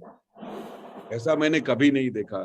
तो जब दादा ने बताया ना कि विनय देखना उनके घर देख रहे, तभी हमको पहचान हुई कि हमने अपने पिताजी को नहीं पहचाना कि इतने बड़े विनय वाले लोग हैं। तो दादा ने किसी चीज को डेफिनेशन दिया, विनय देखना हो तो इनमें देख के आओ। तो ऐसे मैंने कई गुण देखे हमारे पिताजी में जिसमें से पता चलता हो कि भाई विनय ऐसा होता है। और दादा भगवान के लिए विनय कैसा हो? दादा भगवान जो कुछ बोले, यानी पत्थर पे लकीर, वो हमको एक एक घर में एक एक व्यक्ति को बोलते थे दादा ने ऐसा बोला है, इसको फॉलो, इसके मुताबिक चलना चाहिए। तो हर एक बात में वो विनय के बाद में हमने पहचान लिया कि भाई ये दादा ने क्या ऐसा शब्द बोला। तो उसमें से ये ऑब्जर्वेशन निकलता था कि ज्ञानी पुरुष की आज्ञा में रहे, किसी के अंदर से कभी भी उनको ऐसा भाव नहीं हो कि मैं सबसे बड़ा हूँ, मैं बहुत बड़ा इंडस्ट्रियलिस्ट हूँ, तो वो अहंकार जैसी बिल्कुल चीज ही खलास हो गई हो, वहां पर विनय। तो मतलब अंदर में उनका पूरा परिवर्तन हो जाता है विनय की, तभी सही है। सही है आपको नहीं, आज मुझे एक समझ मिली कि अहंकार जब डाउन आता है तब विनय ऊपर जाता है, नहीं तो जा ही नहीं सकता, पॉसिबल है ही नहीं। जब तक उसको अहंकार रहेगा मैं कुछ हूँ, तो उसको विनय आएगा ही नहीं।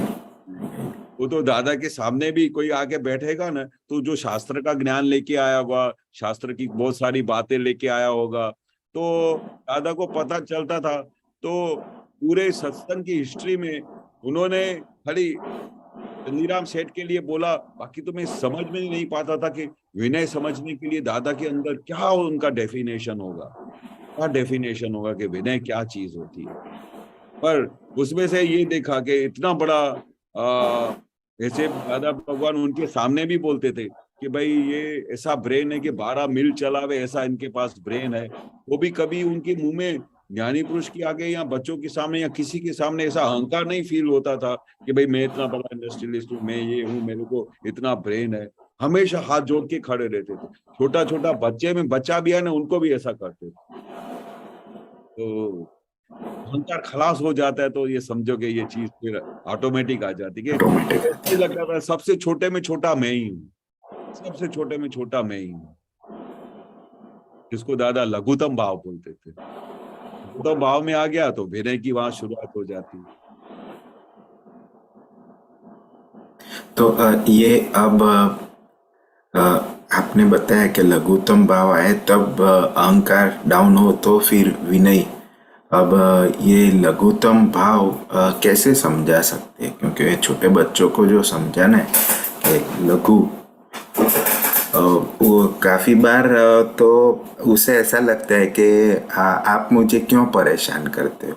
हाँ, तो वो मुझे ऐसे कुछ बोला कि भाई वो जो उम्र होती है ना, 16 साल के बाद क्यों ज्ञान देते हो, कि वहां पर उनका माइंड की इतनी डेवलपमेंट हो जाती है। क्योंकि इतनी अर्ली स्टेज में अगर आप उनको ऐसा अभी से ही वो करो, थोड़ा नॉर्मल में समझाना ठीक है, पर उसे एक्सेस हो जाए तो उनको हंटिंग होने लगती है।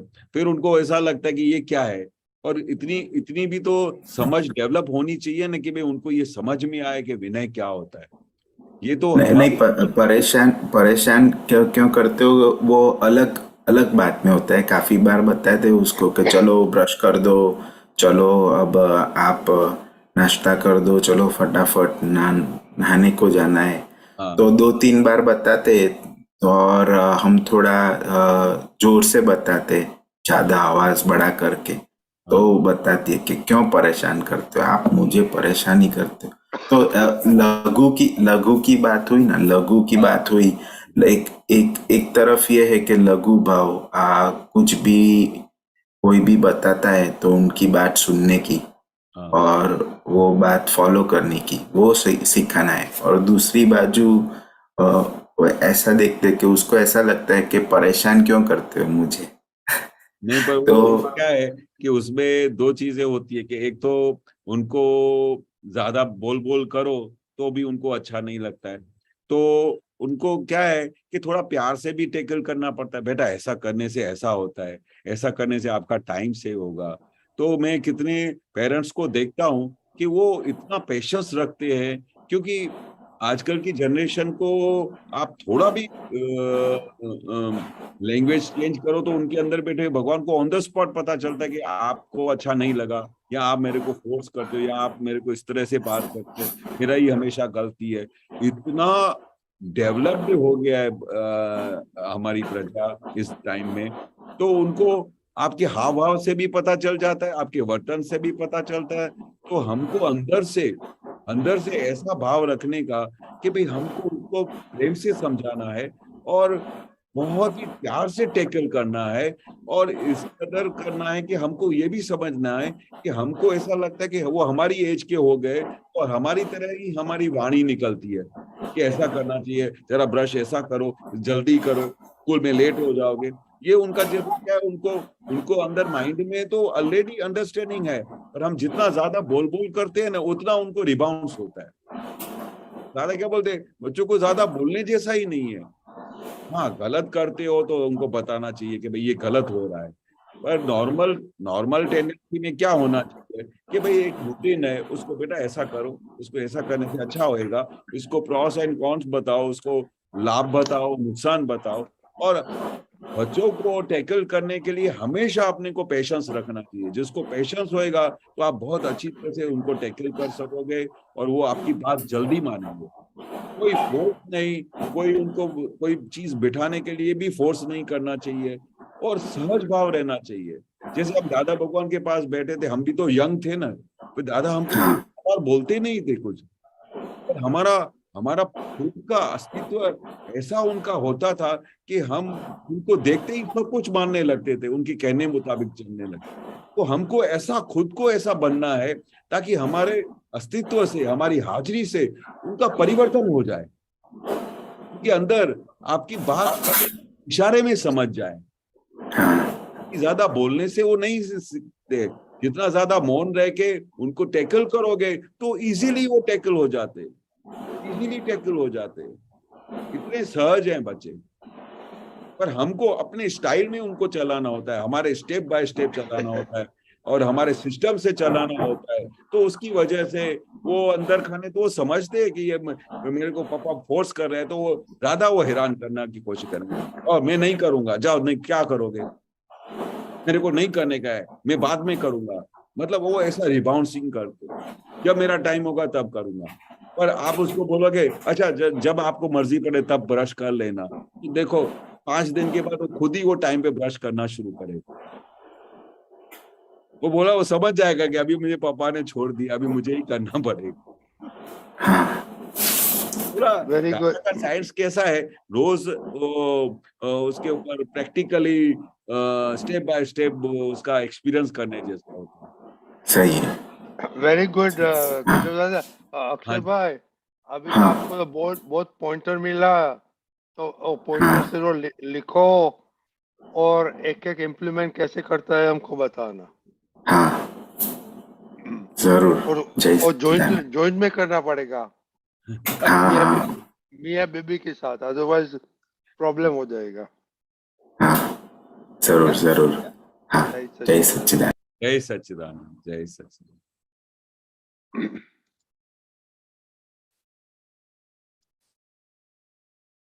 अभी क्वेश्चन नहीं है केशव आनंद जी, तो हाँ। आज अभी आप तो बहुत दिन से आए, तो अभी ये हम सामायिक चल रहा है। हाँ। 5 आज्ञा और भोगवटो। हाँ, तो आप कैसे वो देख पाते हैं, आप कैसे हैंडल करते हैं आपका भोगवटो, जरा शेयर करना। हाँ, श्योर। नॉर्मली देखा जाए तो पहले जब तक ज्ञान नहीं था तो भोगवटा जैसी कोई चीज ही नहीं थी, और समझ में भी नहीं आता था कि भोगवटा क्या होता है। पर दादा भगवान की इतनी बड़ी कृपा हो गई कि ये पूरा विज्ञान खुला, तो हर पल हर घड़ी भोगवटा ही दिखाई देता है। सुबह से लेके शाम तक देखो, कभी ऐसा संजोग आ जाता है कि पूरे दिन खाने का भी नसीब नहीं होता है, तो ऐसा संजोग आ जाते हैं तो लगता है कि आज का भोगवटा बहुत भारी है। सुबह से लेके शाम तक दौड़म दौड़ रही, कुछ ये भी नहीं हुआ, कुछ वो भी नहीं हुआ, काम भी नहीं हुआ और पूरा दिन भी चला गया। तो इसके बाद ज्ञान मिलने के बाद हमको हर घड़ी हर पल ये दिखाई देता कि जगत कितना ही परवशता है।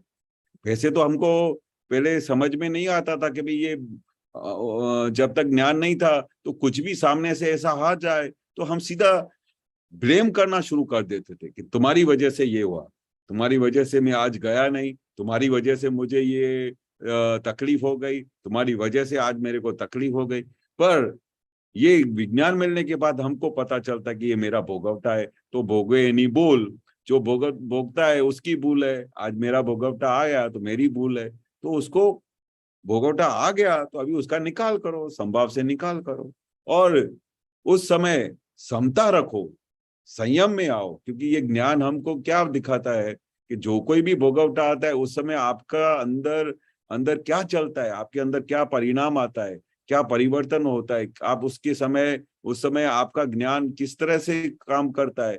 तो वो हमारे लिए बहुत बड़ी चीज होती है कि ज्ञान मिलने के बाद हमारा जो भी भोगवटा आता है उसको देखना है कि ये मेरा भोगवटा है। तो मैं आपको एक एग्जांपल बताऊं, हमारे घर में एक लेडी थी, वो बहुत अच्छा काम करती थी पिछले 2-3 साल से, बहुत मतलब जैसे हम सबको घर के मेंबर्स को जैसे भगवान तर के देखते, उनको पता था कि हम दादा भगवान के फॉलोअर है, आप तो पुत्र है, तो इतनी सेवा करती थी कि उसका वर्णन नहीं कर सकते। सब कुछ खाने में, घर सफाई में, हर एक संजोग में। पर जब वो उसका टाइम पूरा हो गया तो अभी दिवाली के टाइम में अभी वो बिना बोले चली गई, बिना बोले और कुछ बताया भी नहीं। फिर उसको तकलीफ थी तो हमने उसको एडवांस दिया, ये दिया वो दिया सब दिया। पर उसके बाद आज 15 दिन हो गए तो वो भोगवटा देख रहे हैं कि क्या भोगवटा है। कोई घर में आदमी नहीं मिलता है दिवाली का टाइम, और वो उस समय कोई भाई भी नहीं मिलती, कोई भी नहीं मिलता है। तो मैं और कन्या भाई हम दोनों साथ में मिलके भाषण भी साफ करते, सब करते। तो हमको जब वो साफ करते तब दिखता है कि ओ देखो क्या भोगवटा आया है। तो जो भोगवटा आता है तो उस समय भोगे उसकी भूल है, तो हम दोनों हंस के सब काम करते हैं। तो ये ज्ञान की वजह से, नहीं तो हमको क्या हुए, इतना सब किया, पूरा लाइफ उसका देखभाल किया, उसका तकलीफ थी उसमें उसको पैसा दिया, उसको एडवांस चाहिए था तो 10,000 एडवांस दिया, उसकी बेटी की शादी करवाई तो उस समय उसको पैसे की तकलीफ थी, वो हेल्प किया, और जिस दिन उसको जाने का था तो बिना बोले चली गई। तो इसको भोगवटा बोलते हैं। पर ये ज्ञान होने की वजह से हमारा ब्लेम का सिस्टम पूरा खलास हो जाता है, और भोगवटा आता है तो हम उसको देखते हैं किसको आया भोगवटा, फाइल नंबर 1 को आया, मेरे को आत्मा को तो कभी कोई भोगवटा आया है क्या? वो तो कितना आनंद में है, सनातन सुख के साथ है, उसको कोई भाई की जरूरत नहीं है, न किसी को खाने की जरूरत है, न कोई चीज की जरूरत है। जो कुछ है जरूरत है उसको फाइल नंबर 1 को है, तो फाइल नंबर 1 का भोगवटा है तो भोगो, है उसकी भूल है तो भोगो।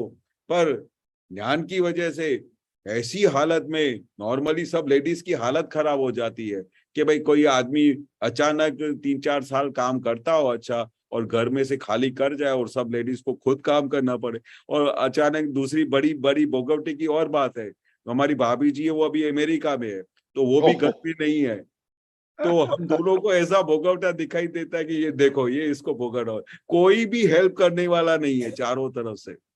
तो ऐसा देखने के बाद वो ज्ञान में रहते हैं तो उसमें ऐसा समाधि रहती है, जैसे दादा बोलते हैं ना कि ज्ञान ये कैसा दिया है, कितना भी भोगवटा हो ना तो समाधि नहीं जाती है निरंतर, और मजा भी आता है। फिर वो हम रोज जब काम करते हैं ना इस भोगवटे के अंदर, तो हम इतनी सारी पुरानी बातों में चले जाते कि हम कन्या भाई को मैं बताया कि आपको पता है दादाजी ने ये हमको शिविर में क्यों बुलाया था, हमारे साथ हम सब आपता पुत्रों की शिविर क्यों शुरू की थी, क्यों दादा जानते थे कि ये सब अकेले रहने वाले हैं, तो उनको खाना भी बनाने आना चाहिए, कपड़े धोने आना चाहिए, स्त्री करते आना चाहिए, हर एक प्रकार का काम आना चाहिए। तो जब फर्स्ट हमारी शिविर हुई थी नवसारी में दादा भगवान के साथ, तो उस समय हम 15-20 दिन तक सब आपका पुत्र साथ में रहे थे और हर एक चीज हम खुद बनाते थे। तो वो मैं वो बात कर रहा था कि दादा ने ऐसे दिनों के लिए हमको सिखाया था कि हर एक काम आना चाहिए। तो हमको मशीन चलाने भी आती है, कपड़े धुल जाते हैं बहुत सरस, स्त्री करने भी आती है, सब कुछ आता है। और ऐसा करते करते हम निरंतर आत्मा में रहते हैं। चाहे दुनिया का कोई भी भोगवटा आए ना, तो आत्मा में रहने से कोई भी भोगवटा जैसी चीज रहती नहीं है, क्योंकि भोगवटा जो कुछ भी रहता है वो फाइल नंबर 1 का रहता है, वो भी उस समय अलग हो जाता है। जैसे ही तुमको पता चला कि मैं कर रहा हूं, ये मेरे पे भोगवटा आया है, तो तुम उस समय तो ज्ञान में से दूर हो जाते हो। पर जब भी भोगवटा आता है, वो दादा ने एक बहुत सही चीज बताई कि जब भी प्रतिकूल संयोग आते हैं उस समय ज्ञान बहुत खिलता है, जबरदस्त खिलता है। तो ऐसे भोगवटा आता है तो उसी समय ज्ञान बहुत खिलता है और उस समय जागृति बहुत आती है और उसी समय ही हमको दिखाई देता है कि अभी क्या प्रोग्रेस हो रही है। तो दादाजी बोलते थे ना कि प्रतिकूल संयोग को तो हम तो उनको वेलकम करते थे, हमको जैसे भी संयोग आए, पर हम बेचाते तो नहीं लेके आ सकते हैं ना, तो ये तो घर बैठे आ गए तो समझो लॉटरी लग गई। वो लॉटरी लग गई तो उसमें फिर ज्ञान खिलता है। बरोबर है? Very good. तो अभी खाना कौन बनाता है? रीता बेन ने खाना भी हम खुद बनाते हैं। Oh very good. तो असीम को तकलीफ नहीं देने की है जी? असीम को तकलीफ नहीं देने की है? नहीं, असीम भी क्या था, वो उनका जो वाइफ था ना, वो भी गोधरा गया था, वो भी अकेला था, तो वो भी हमारे साथ आके खाता है। इसको तो भोगवटा बोलते हैं ना। तो इसको भी खाना भोगवटा जब आता है ना तो चारों तरफ से आता है, एक जगह से नहीं आता है। हाँ, वेरी गुड, वेरी गुड, बहुत अच्छा। अभी आई थिंक महात्मा किसको शेयर करने का आपका भोगवटा, ये केशव आनंद जी ने तो बहुत किया। कश्यप भाई, you want to share something? Question है, पूछ सकता हूँ भोगवटा के regarding? Oh definitely, yes yes. वो भोगवटा और भुगतान और भोगवटा जो है वो फाइल और उसमें दोनों एक ही जैसे लगता है मुझे जो है। हालांकि मतलब वो आप बताइए, आपको क्या लगता है, एक ही जैसा नहीं है? जैसे एक आप पुत्र ने बताया था कि मन का विचार भी फाइल होता है, तो हर एक संजोग जो आपके सामने है वो फाइल होता है, तो हर एक संजोग फाइल होता है, तो हर एक संजोग भी भुगतान होता है। तो भुगतान और फाइल दोनों या तो सेम है या तो नजदीक ऐसे मुझे लगता है। आपको क्या? भुगतान यानी जो भोग रहा है, आप ये कहना चाहते हैं? भुगतान जैसे हर एक संजोग फाइल में क्या क्या आता है, फाइल में हर एक संजोग फाइल आता है, होता है ना, मतलब मन का विचार आया वो भी एक फाइल है, सही है? हाँ। अब मन का विचार, उसको भुगतान भी बोल सकते हैं। हाँ, जो भुगतान यानी जो भोगता है। अभी मन के विचार में कौन भोगता है? मन के विचार में अगर उस विचार में आप आगे चले गए और उस विचार के बाद वो दुखदाई बन जाता है, तो वो उस समय उसको भोगने को आता है। हाँ, वो मतलब कि कोई भी ऐसे बताया था कि कोई भी आत्मा के सिवा कोई भी जो संजोग है वो भुगतान है, चाहे उसमें सुखदायक हो चाहे दुखदायक हो, चाहे आप उससे अलग रहो चाहे उसमें आप उसमें नहीं, उससे नहीं अलग रहो। तो पर वो किसी भी हालत में वो फाइल नंबर 1 का ही है, कनेक्शन ही नहीं है उसमें। तो वो स्वयं ही फाइल 1 का है, लेकिन वो भी फाइल ही है। वो जो आपको जो हो रहा है वो भी फाइल ही आई ना, जो फाइल ही है ना। हाँ, 100% फाइल ही है। उसको फाइल भी बोल सकते हैं, ये मुझे ऐसा लगता है। हाँ, जो भोगवटा है उसको फाइल भी बोल सकते हैं, ऐसा बोल सकते हैं। भोगवटा मतलब एक जो संजोग है उसकी वजह से उसको भोगवटा आया है, वो संजोग है। फाइल तो समझो कैसा है, वो सूक्ष्म रीते आपकी बात सही है, पर फाइल मतलब क्या है कि सामने से आके वो फाइल आपको परेशान करता है या सुख देता है या दुख देता है। दोनों केस में वो जो इसके साथ कनेक्शन है फाइल नंबर 1 के साथ, वो फाइल है। पर अभी जो भोगवटा है वो तो एक संजोग है, वो एक प्रकार का संजोग है जो आके आपको बताता है कि भाई ये आपका भोगवटा है और इसकी वजह से आपको ये भोगना पड़ रहा है और इसका संभावना निकाल करो। आप पुत्रों ने बताया था और मैंने कहीं पढ़ा भी था, वो दादाजी ने बताया था कि फाइल में सिर्फ व्यक्ति नहीं आते हैं, फाइल में सब संजोग भी आते हैं। हाँ, संजोग भी है, विचार भी आपका फाइल है, सब फाइल है। हाँ। पर एक आइटम को जैसे अलग समझना हो तो भाई ये भोगवटा क्या है, तो उसको इस तरह से समझाया जा सकता है कि भाई कैसे भोगवटे आते हैं, कैसे कैसे प्रकार के भोगवटे आते हैं, किसकी वजह से, उसी वजह से हमारा ज्ञान अलग हो जाता है। ज्ञान ब्रॉड सेंस में दोनों एक ही जैसे मुझे लगते हैं। आप ठीक कह रहे हैं कि वो थोड़ा डिफरेंशिएट करना हो तो कर सकते हैं, लेकिन ब्रॉड सेंस में मुझे एक ही जैसे लगती है। फाइल ही है। हाँ बरोबर है, फाइल ही है, भोगवटा भी वो फाइल ही है। कोई दूसरा महात्मा को शेयर करने का अपना एक्सपीरियंस? नहीं? ओके, तो किशोर जी आपका टाइम हो गया है, तो आप 3 मंत्र बोला। दीपक भाई फॉलो करो 3 मंत्र।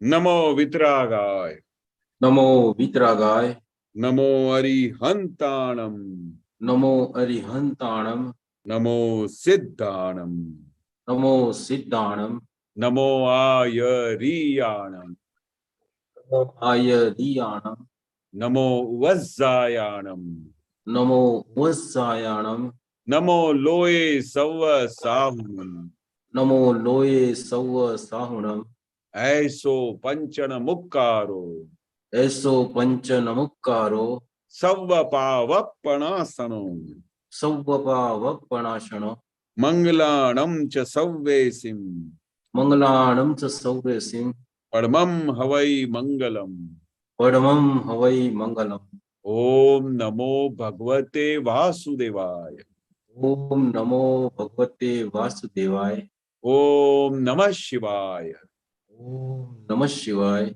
जय सच्चिदानंद, जय सच्चिदानंद, जय सच्चिदानंद, जय सच्चिदानंद। महात्माओं, अभी नेक्स्ट प्रोग्राम अपना सुबह 6:30 बजे विधि का प्रोग्राम होगा, तो